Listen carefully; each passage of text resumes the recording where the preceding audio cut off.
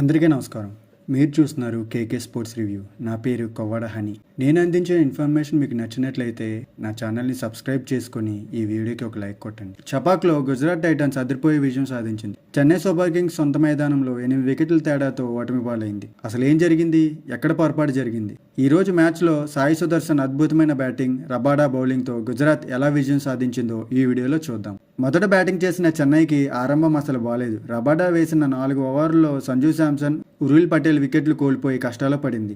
ఒకవైపు వికెట్లు పడుతున్న కెప్టెన్ రుతురాజ్ గైక్వాడ్ మాత్రం ఒంటరి పోరాటం చేశాడు. 60 బంతుల్లో 74 పరుగులు చేసి జట్టుకు గౌరవప్రదమైన స్కోరును అందించాడు. ఒక దశలో 12 ఓవర్లకు కేవలం 50 పరుగులు మాత్రమే చేసి ఐపీఎల్ చరిత్రలోనే అత్యంత నెమ్మదైన హాఫ్ సెంచరీ నమోదు చేసింది చెన్నై. చివర్లో జెమీ ఓవర్టన్ మెరుపులతో స్కోరు 158కి చేరింది. 159 పరుగుల లక్ష్యంతో బరిలోకి దిగిన గుజరాత్ కు శుభ్మన్ గిల్, సాయి సుదర్శన్ అద్భుత ఆరంభాన్నిచ్చారు. ఈ మ్యాచ్ లో అసలైన హీరో సాయి సుదర్శన్. కేవలం 46 బంతుల్లోనే 7 సిక్సర్లతో 87 పరుగులు చేసి చెన్నై బౌలర్లను చిన్నాభిన్నం చేశాడు. చివర్లో జోష్ బట్లర్ తనదైన శైలిలో సిక్సర్లు కొట్టి 17 ఓవర్లోనే మ్యాచ్ను ముగించాడు. చెన్నై బ్యాటింగ్ చాలా నెమ్మదిగా సాగడం, బౌలింగ్లో పదును లేకపోవడం వల్ల ఈ ఓటమి ఎదురైంది. గుజరాత్ తమ ఆల్రౌండ్ ప్రదర్శనతో తిరుగులేని విజయం అందుకుంది. చెన్నై ఓటమికి గైక్వాడ్ నెమ్మదైన బ్యాటింగ్ కారణమా, లేక మిగిలిన బ్యాటర్లు విఫలమవడం కారణమా?